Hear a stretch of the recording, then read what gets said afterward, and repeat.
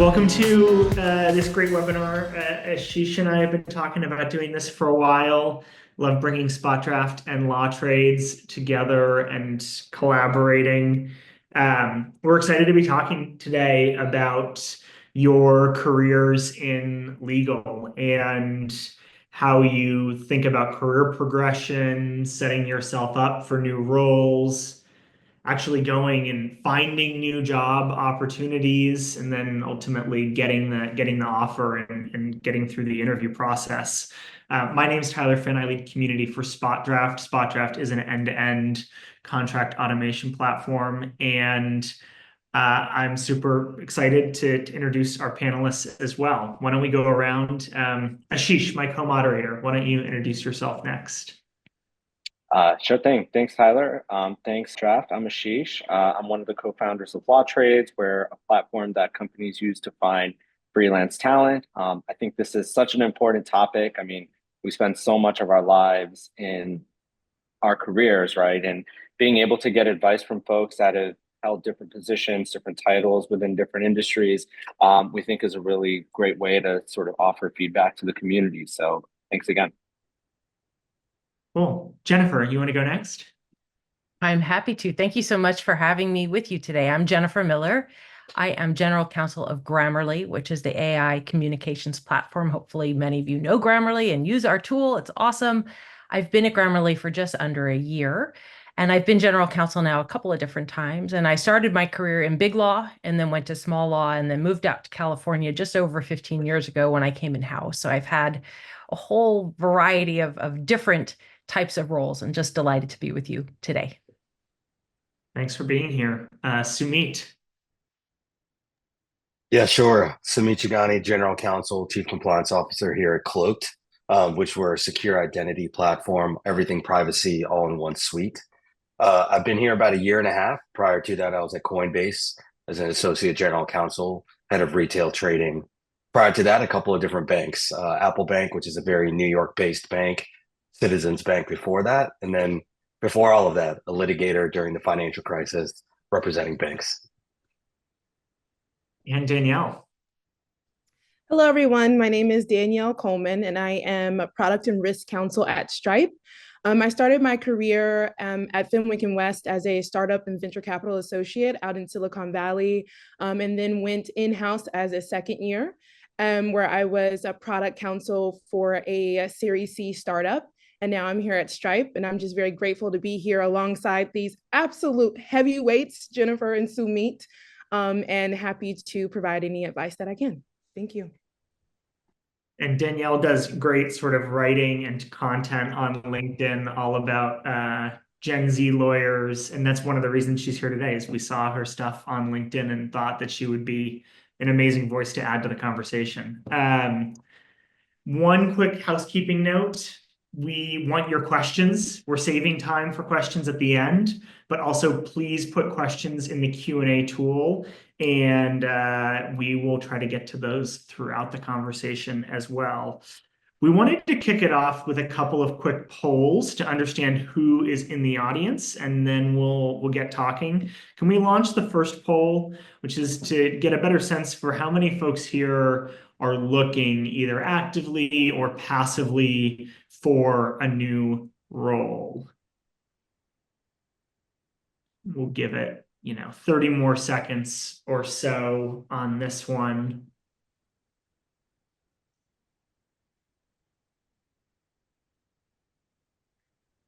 Why don't we, I don't know if that's quite 30 seconds, but why don't we share out the results? Yes, the responses, as you can see here, are interesting. That's like much more evenly split, I guess, which maybe a good thing. More people here are happy. We've got one more poll.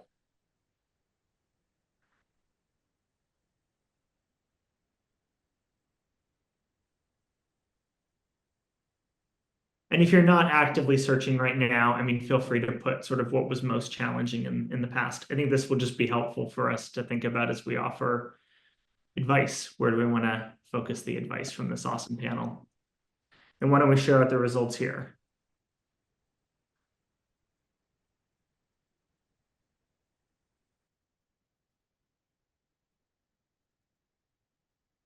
few folks around networking, a lot of people around finding roles, and then getting to the interview stage. Okay, well, we've got a ton of advice for you, especially around finding open roles. I see Jennifer smiling. All right.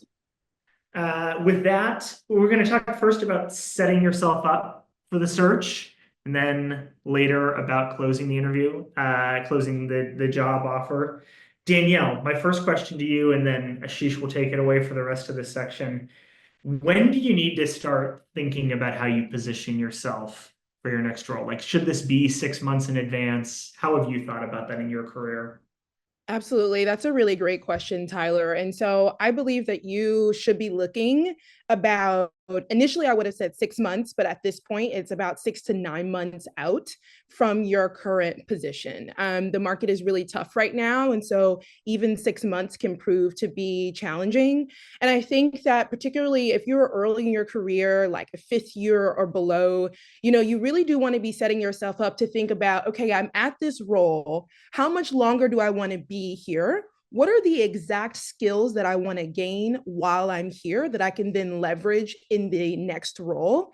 And then kind of calculating from there. And so as you kind of develop your roadmap for your time in-house or even in big law, you really want to think, okay, 6 to 9 months out, kind of like what would be my next steps. And I think oftentimes folks think, oh, okay, only 2 or 3 months. But with the market that we're in right now, you really have to plan. And I think because the market is so tough, you really want to think about what are the skills that I need to make sure that I gain in my current role so I'm actually competitive when I actually put myself on the market. And so that would be kind of my quick answer on that one.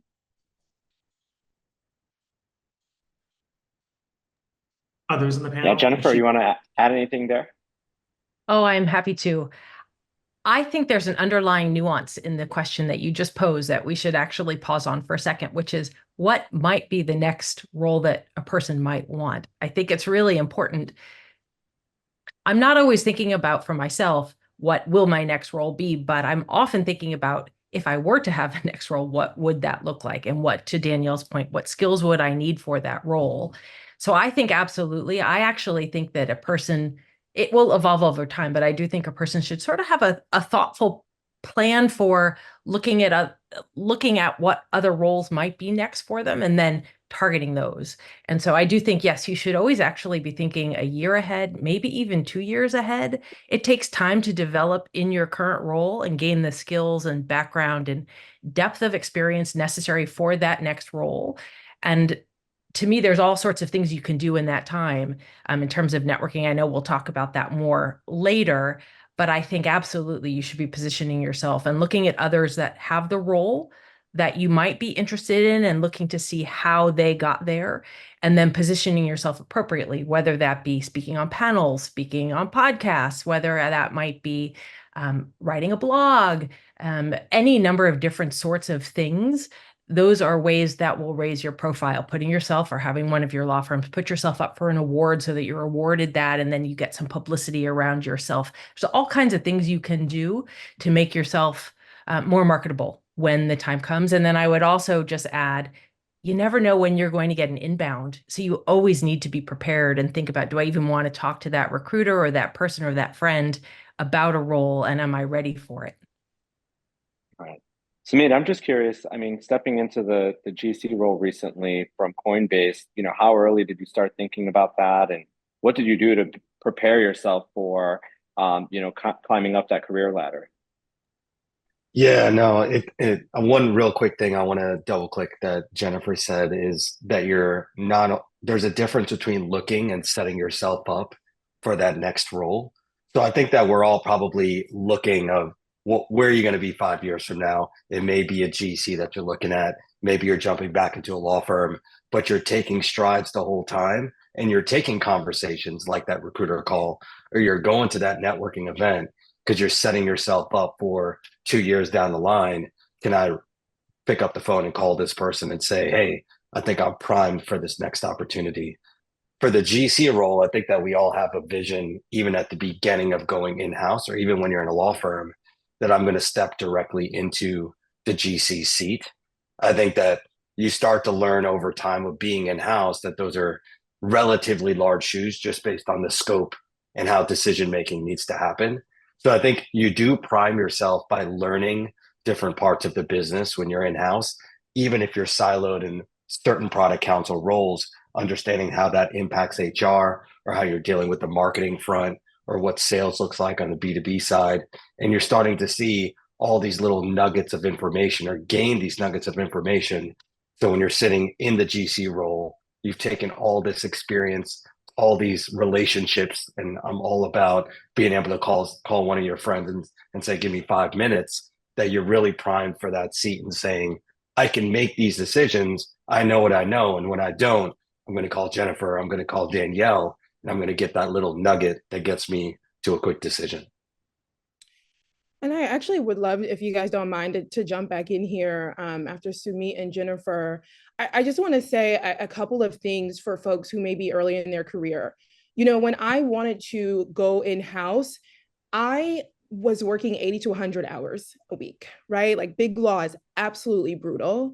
And so you may be asking, well, how do I even have the time to do this networking? Like, how do I reach out? Like, how do I do the panels? And to be honest, I think you have a couple of options. I actually ended up leaving Fenwick and West without something else in the moving forward, because I had a bit of confidence and believed in myself, but also there was just no time. And so sometimes you have to plan from an economic standpoint to take time off to actually get on the market if you don't have time when you're in big law, or you can leverage your vacation days to be able to, you know, start making connections, setting up those calls during your vacation time to kind of like move forward. So I just wanted to insert a little bit of that kind of like practical 1-2 step to supplement this advice on, like, if you don't have time, like these are some of the routes you can take in order to get there so that you can make the transition efficiently.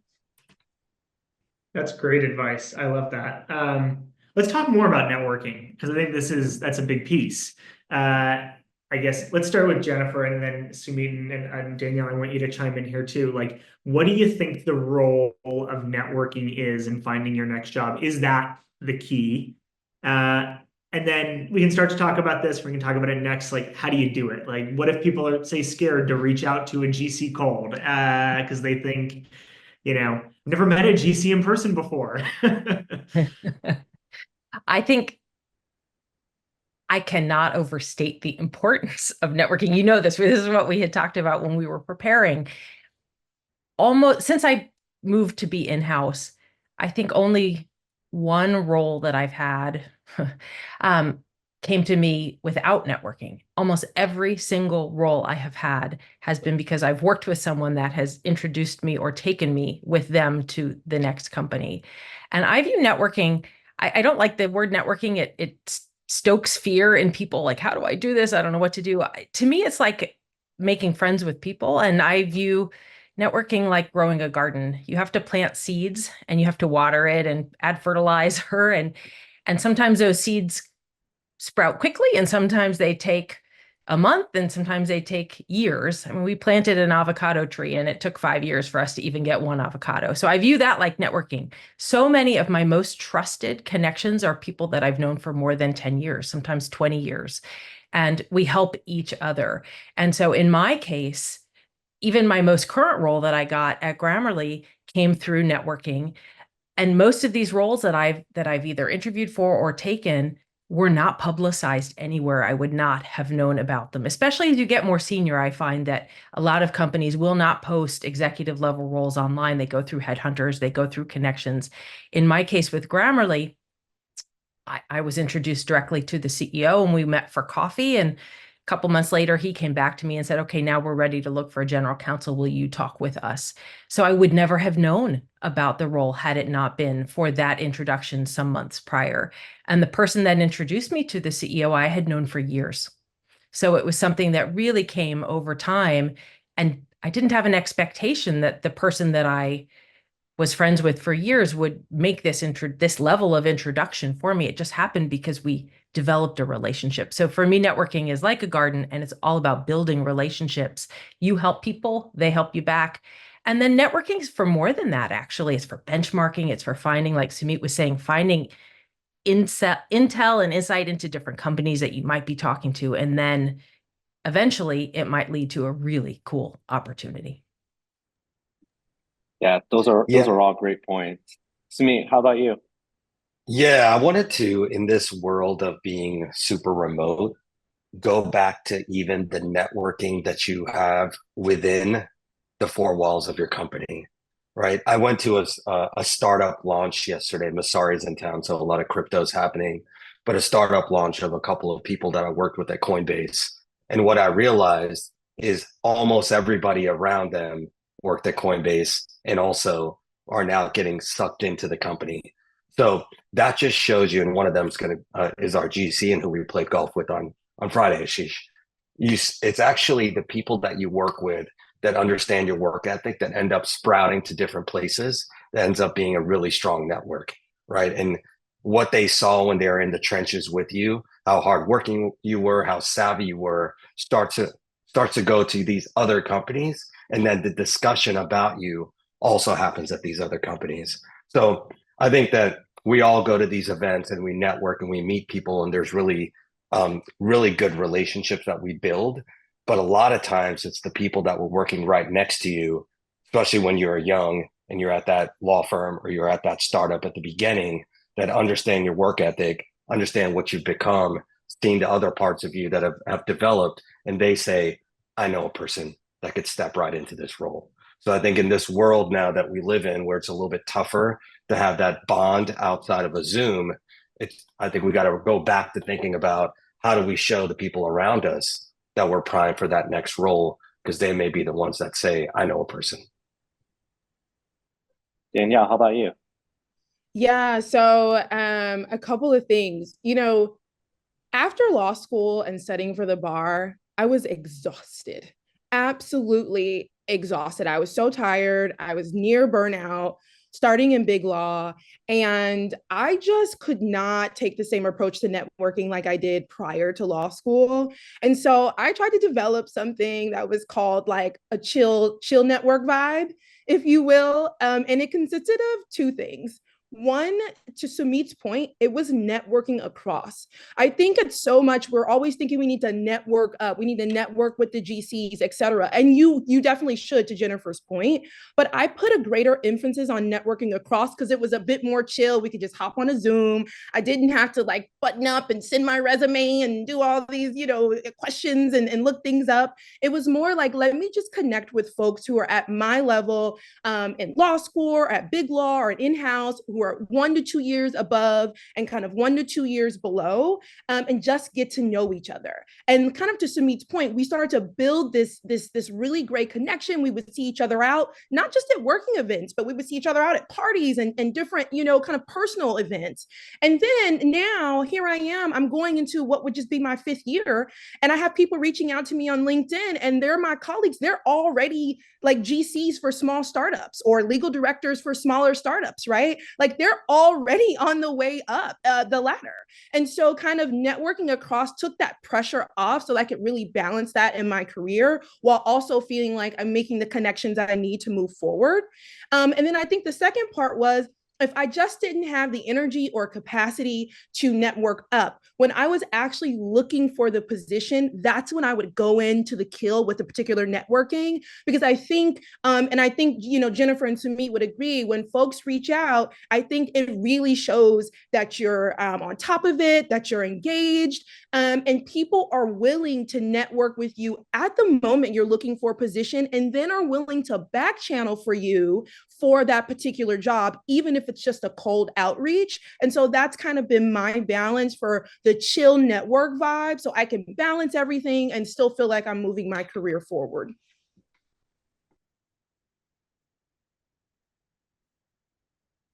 I might offer great.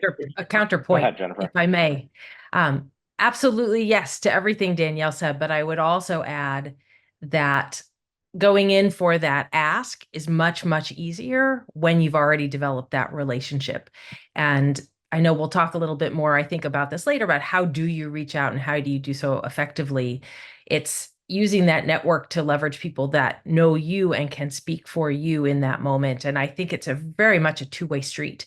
It has to be developed over time. And I love what you said, Danielle, about networking across instead of just up, because that's how you develop your community. And that's how you find those people that you learn from, not just get jobs from, but you learn from. You can reach out and benchmark and get introductions. Say you need a good law firm for a certain matter. You can ask, who does this? Who do you recommend? It just helps on so many levels. And then over time, you realize, gosh, I know a lot of people here. And that is so valuable, so valuable. Getting myself off mute. We got a good question from the audience here that I think will start to take us into sort of the next section of this discussion. It's around transitioning between types of roles. And I think we can talk about this both from a how do you set yourself up to make that transition, and also maybe like how do you pitch yourself? How do you position yourself right, either when you're networking or when you start interviewing with a GC or others on a legal team, knowing that maybe you're a transactional attorney and now you want to be like Danielle, you want to be product counsel. Danielle, I don't know if you want to take this one first or others do. Sure. And I'll just kind of give one particular lens, particularly because I haven't transitioned to too many roles, right? And so there is one in particular that I think is important. So when I was leaving Big Law, I knew that I wanted to become product counsel and go in-house. And my resume was picking up traction, but every single time I interviewed, they would say, sorry, Charlie, you are just too young, right? Like you haven't, too inexperienced. That's the better word. You're too inexperienced. Again, you're only a second year looking for product counsel roles. And so in order to transition from Big Law to product counsel, I took a step back. I took a 100K pay cut. And I also took a step down where I was associate product counsel. And that's, really important. That is a privilege to be able to take a 100K pay cut. My partner is also a lawyer. So let's be honest here, right? Like there were some economics working for me in the background. But I think, you have to think strategically. This game is not 2D anymore. We're in a 3D game. You have to really think strategically and say, wow, if I take a step back, will it propel me 2 to 3 steps forward? What do I need to learn in this role so that I can get to the role that I actually want to be in? And so when I actually went to super.com as associate product counsel, I set up a timeline for myself. I said, Danielle, within 6 months, you're going to be promoted to product counsel. After that, you're going to spend 2 months cementing yourself in that role. And then you're going to start looking. Right. And then I thought about what were the skills I needed to develop within those 6 months to ensure that I was going to be promoted in 6 months. And I also told my GC that was the plan. Very bold, very direct, but sometimes that's what you have to do in order to kind of move things forward. And that's the plan that I executed down to a T. And the day that I was at super.com for a year, I put in my notice and I was headed to Stripe as product and risk counsel. So sometimes you just have to think dynamically, take a pay cut, take a step back in order to propel yourself forward. And I'm sure Jennifer and Sumeet have some other advice or maybe comments on that as well.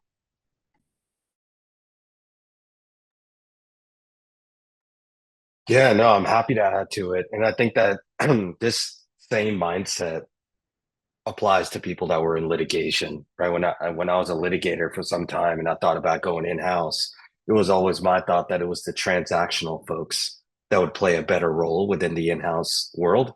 It was actually one of my first bosses at Citizens Bank that said it's actually litigators because we can understand when there's really a fire and when we could say yes and actually make quick decisions. I think that if you're in whatever role it may be, a litigator or transactional, there's always going to be stretch steps that you can take, whether it's within a meeting or within your own role, that let people understand that you're able to connect the dots more than just the silo that you're currently in. As a litigator, you can probably say, I've had this slew of litigation come out. Let's actually mess with the disclosures up front.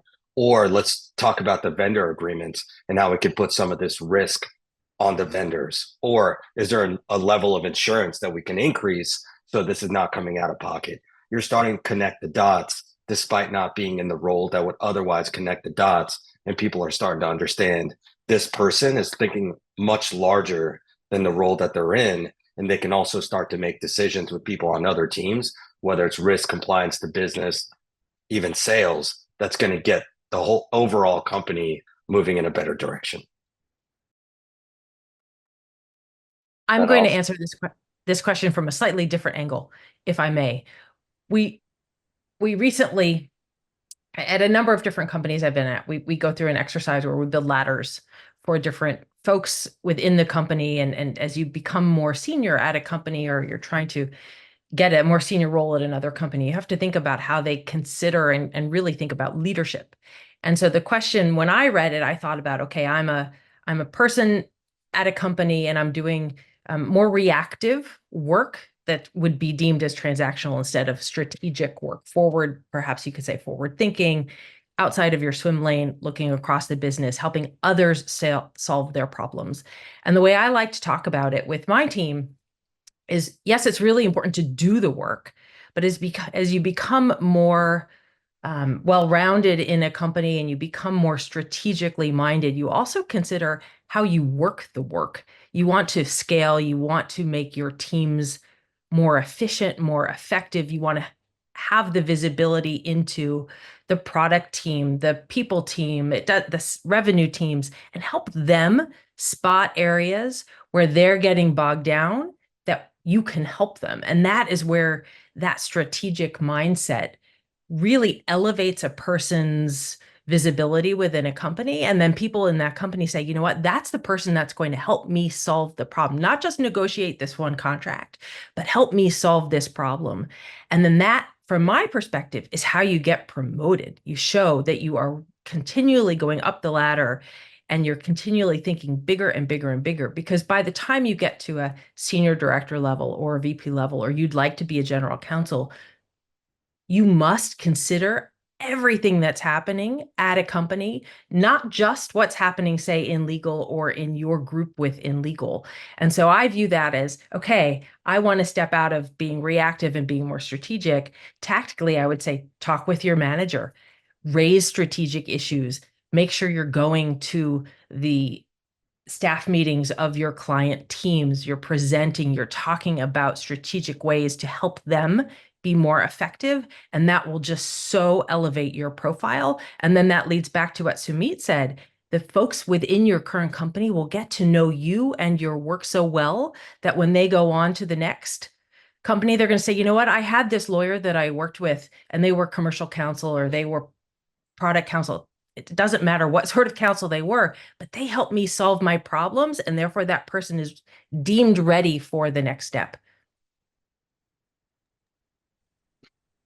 Those were all such great points. I wanted to quickly pivot and talk a little bit more about, successfully closing on a role and maybe going through the interview process for a new position. And I was curious if any of you had advice for, sort of the best way of reaching out to someone at a company that you're interested in potentially interviewing for or going through that process. Of course, you could go through the process of applying for the role on LinkedIn. And, I think Danielle had mentioned earlier how difficult the hiring market is right now. So many roles will get hundreds of applicants. So what is your best advice of sort of standing out to the folks that are actively hiring for that role? And Jennifer, we could keep it on you and switch over Sure. to Sumeet and Danielle. Yes. Since I've been at Grammarly, we've hired, I think, 6 roles on the legal team, and the most effective introductions were through someone that I knew and trusted. And that requires someone going on to LinkedIn and seeing who they might know in common with the hiring manager, and then asking that person, do you actually really know this person? Did you work with them? Can you please make an introduction for me? And when someone that I trust introduced me to someone they trust, that connection is already there.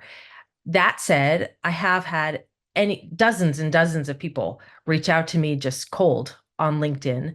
And that works to some extent for sure, especially if you have something in common with the person.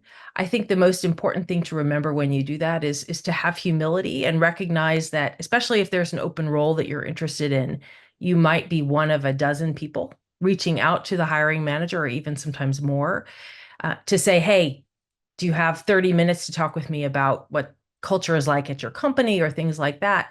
if you think about the fact that you might be one of a dozen people asking for 30 minutes of a hiring manager's time, you quickly realize, oh gosh, that's just really not sustainable for the person who actually has to get their job done as well as hire for this role. So I would say be humble, make sure you load your own resume into the system and then reach out to the person. Don't ask the general counsel to please put your resume in the system. The general counsel doesn't have time to do that, especially if 30 other people have asked them to do that as well. So it's just having humility and putting yourselves in the shoes of the hiring manager, and then really pitching yourself for that company really matters. The person that you reach out to really wants to know that you want to be at their company, not that you're just looking for any job.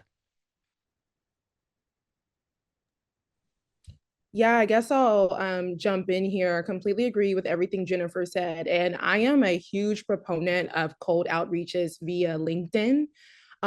Every single interview I have received, it is because of a LinkedIn cold reach out. So I think that they can be very effective. But to Jennifer's point, you have to be humble. And I never ask the hiring manager to do anything. My goal is to elevate my profile.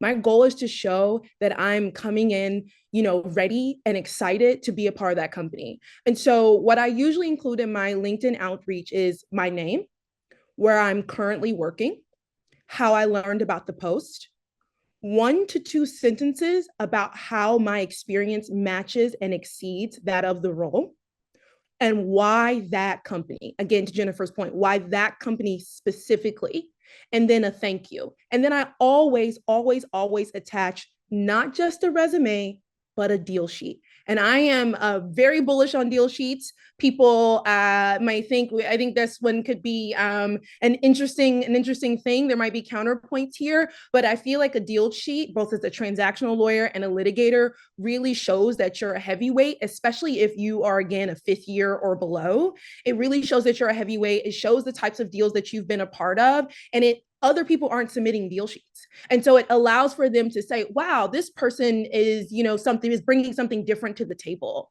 And so the goal is not to ask for the 30 minutes. It's literally just to elevate your profile. And every time they have responded back by saying, thank you, this was a great email, I'm going to put you through to the recruiter and get you started in the process. And then I speak to them later on in the hiring process. So that is kind of, I think, a different take on reaching out with cold LinkedIn messages.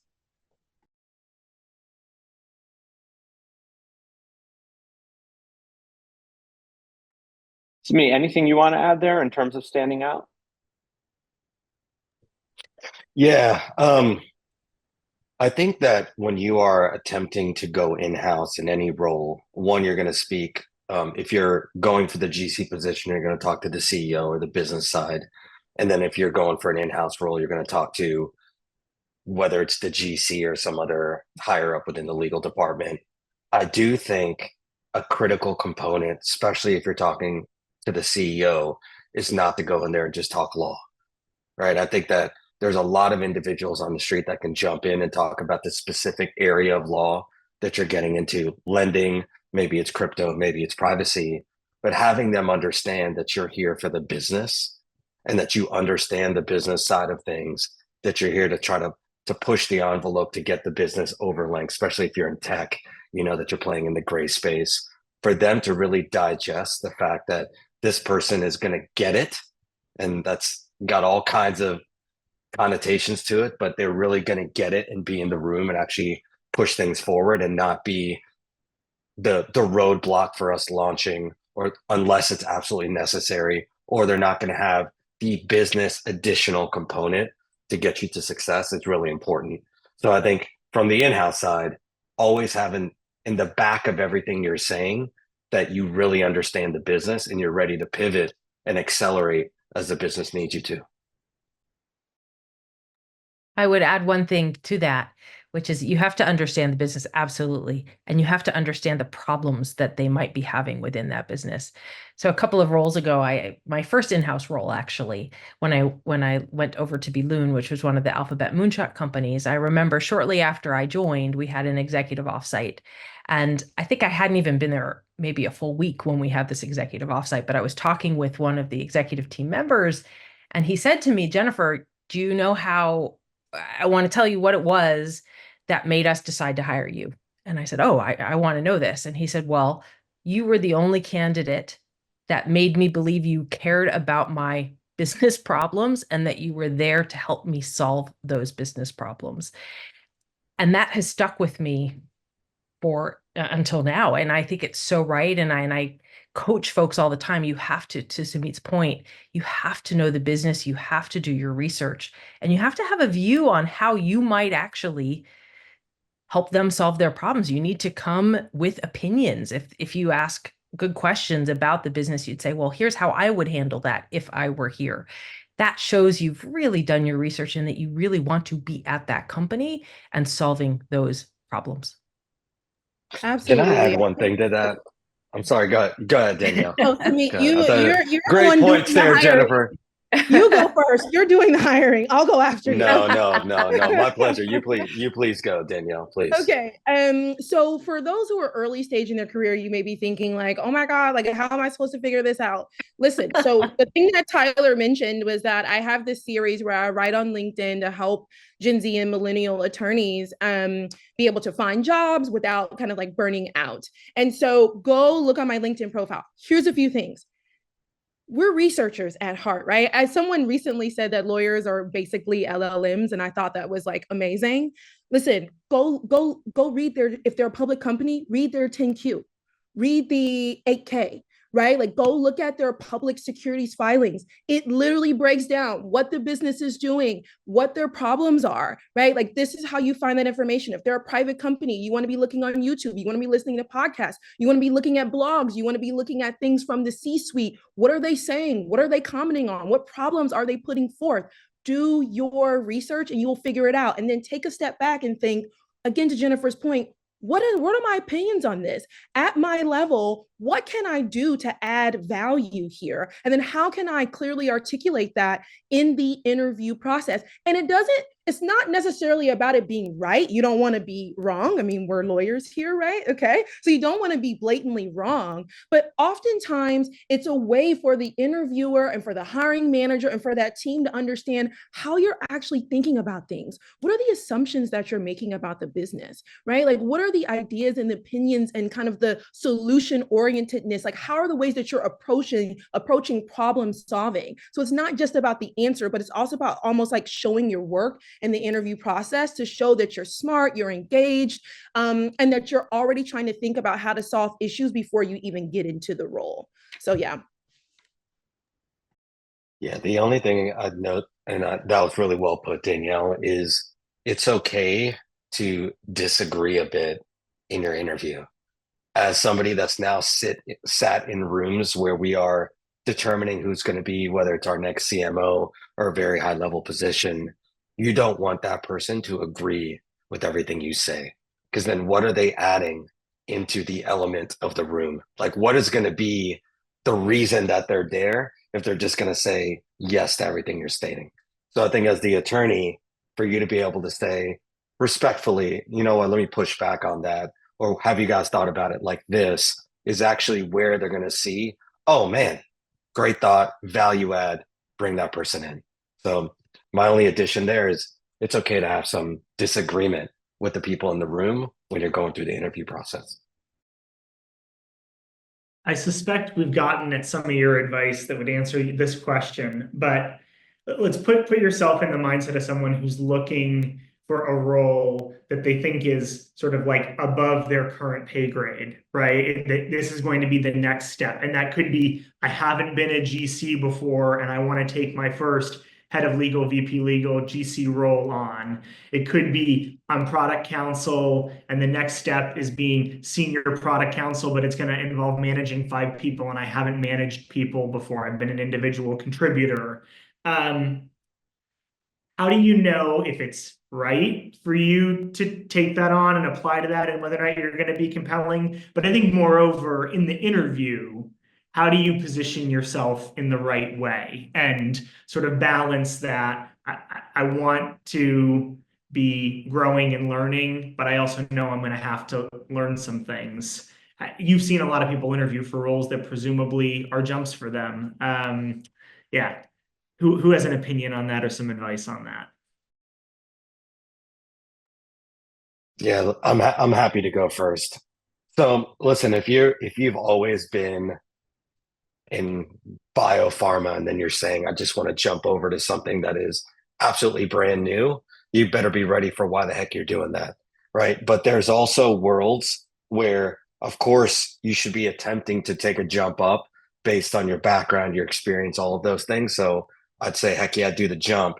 But there's also now new synergies being built, whether it's I've been in financial services and I want to dive into crypto, or I've been in financial services, I want to dive into AI or privacy. So there's now these new battlefields of the law that I think there's going to be a bunch of new jobs that are getting created, that there's not going to be people with 10 years of experience that are going to be able to say, I've been doing this forever, I should get the job over the next person.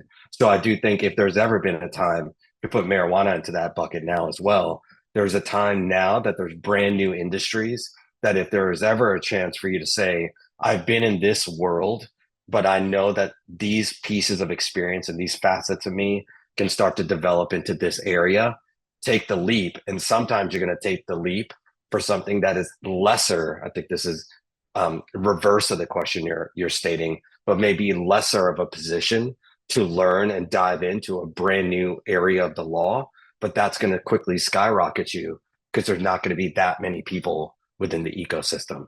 So I think that right now is a huge time because there's so many new areas to say, I'm going to try something new, and nobody's going to shoot you for that.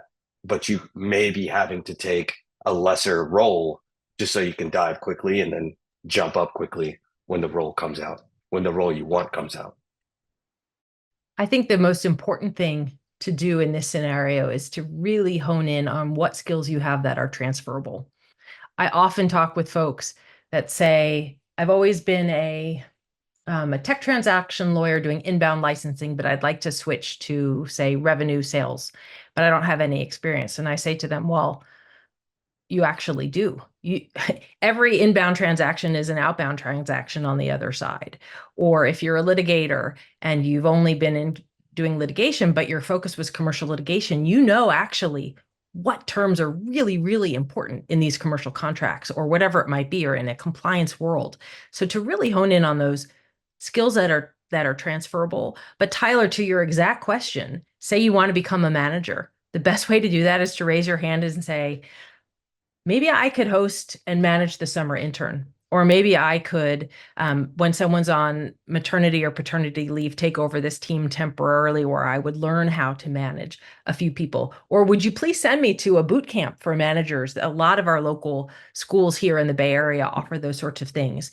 And if you keep raising your hand and saying, here are the things that I would like to learn, assuming you have a supportive manager, which that should, I hope, be the case for many people. You've found a job with a team and a manager that's really going to support your growth. Those are the ways you start to say, all right, I'm developing these skills. Maybe I can't just jump from managing 0 people to 5 people, but for sure I can start with managing 1, or I can manage this big project and cross-functionally manage a whole big set of deliverables and then point to that. And so there's any number of ways that you can develop those skills. And I would argue that the best way to consider what those skills are that you need to develop is looking ahead and talking with people that have the job you think you want and asking them, how did you get here? What did you need to have? You have to practice your interviews. I would encourage everyone to think about getting a friend or a professional coach even to help you build your narrative so that when you're in those seats and you're having those conversations, you know what you need to address in terms of the gaps on your resume, the gaps in your skills. And then one final point is there are so many opportunities now with so many things being virtual to learn.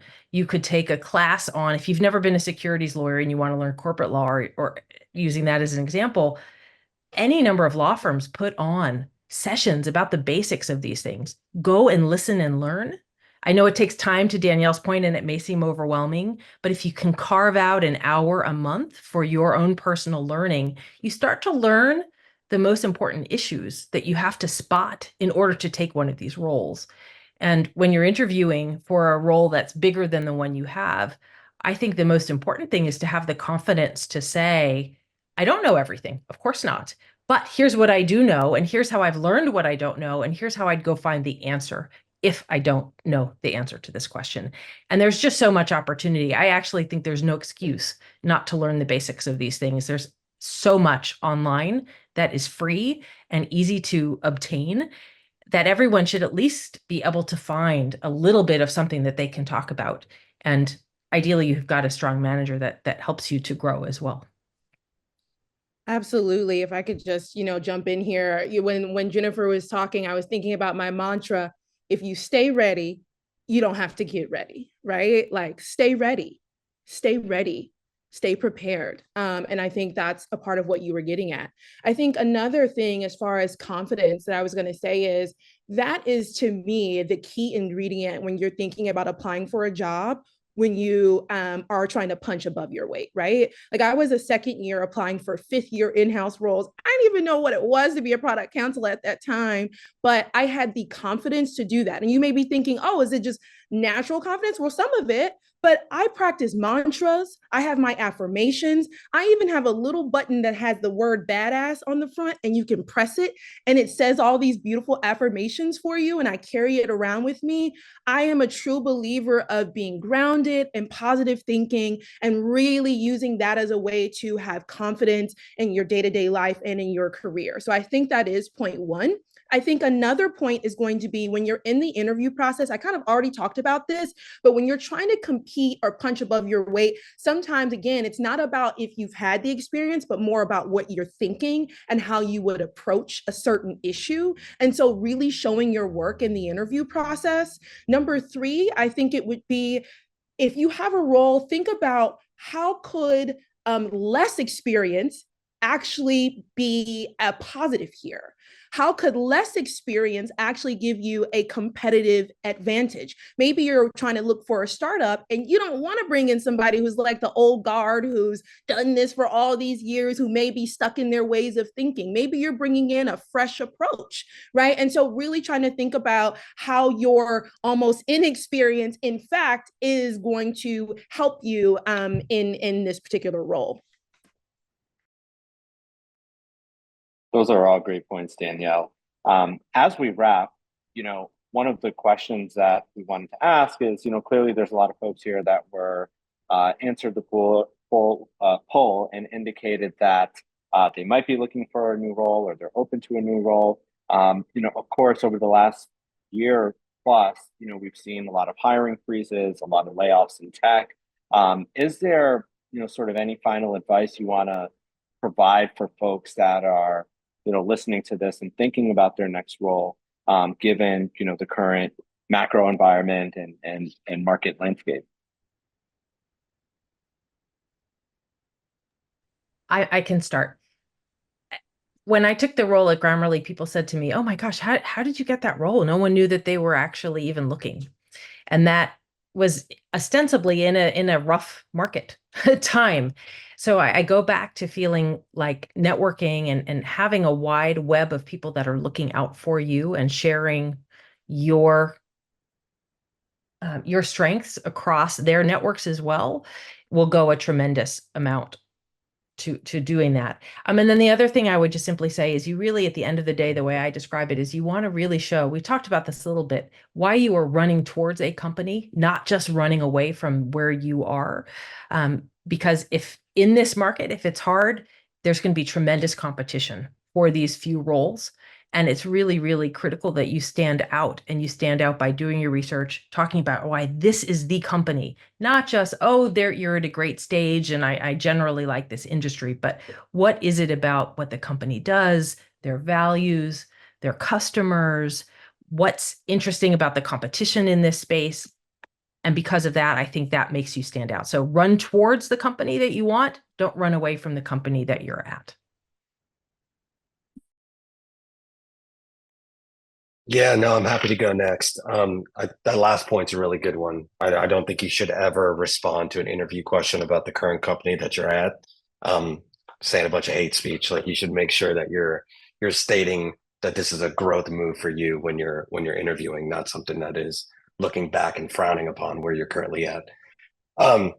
I want to hit again the fact that your current network is probably going to be where you find your next opportunity. And I know we're all trying to grow our networks, but even if you have 5 people, the degree of separation to the next place you want to be is probably not all that far. I don't think cold applying is, for some people, it may work. I think it's a very tough thing to jump into a large pile of resumes and not find a way to get to the top through, whether it's reaching out cold, like Danielle said, on LinkedIn and trying to form a relationship with somebody there that's going to tell you not only how it is, but how can you get to the front of the line, or using your current relationships to say, hey, I'm looking at this specific opportunity. It looks like you know Joe Smith there. Can you let him know how great I am? Right. And everybody's willing to help each other because you would do the same thing for that person. Right. I think we all on this, definitely on this webinar, but also the people that I know in person, they know that I'll help them out with anything that they need. And the same thing comes back to you. Right. So I think the number one thing here is use your current networks, use the degrees of separation that you currently have, spin off of that, and then just do great work with the people that you're in the trenches with, because that'll be the people that grow your career with you, and you'll do the same for them. Yeah, I completely agree. I mean, I guess I have two things. The first one is just echoing what they're saying. You got to pound the pavement. Just applying is not going to cut it anymore, guys. You need to do your LinkedIn messages. You need to be reaching out to folks in your network and doing all the things that Jennifer and Sumeet have already said. Otherwise, it's going to be tough. I have people reaching out to me all the time. They're double Ivies, sometimes triple Ivies at Kirkland and Ellis. I mean, all these places, and they are not getting roles, right? Like they are not securing the bag, right? And so, you really have to pound the pavement and be strategic about your approach. And I think the other thing that I recently wrote a post on was like, you need to find your edge. What is your edge? If there are 900 people applying to a product counsel role, like I think happened at Grammarly, what what is your edge, right? And so for an example, as I try to think through this, like my edge that I bring to the table is person. I joke all the time, like I'm a personality hire. Like obviously I'm smart, but like when I come in, I'm charismatic, I am focused, I'm thinking, I'm connecting, I coordinate my nail colors with my outfits so that I'm memorable. I mean, like I really try to do a bunch of different things that really make me stand out. And so really try to think about what's your edge and how you can leverage that in the interview process. And I think it'll take you a long way. Okay, with just like 5 minutes or so to go, we got a question here. I'm going to just modify it slightly to this context. Are there ways you should or should not be leveraging AI or thinking about AI in your job search?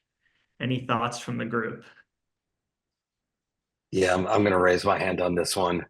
I think that everybody that's part of this webinar, probably everybody that's watching, you're able to, as a lawyer, detect AI pretty quickly. I have not got to the point of not being able to read something, whether it's a marketing message or somebody creating a memo for me, like an extern or something like that, and not be able to say in the first few sentences, oh, this is AI. Like I'm sick to my stomach right now.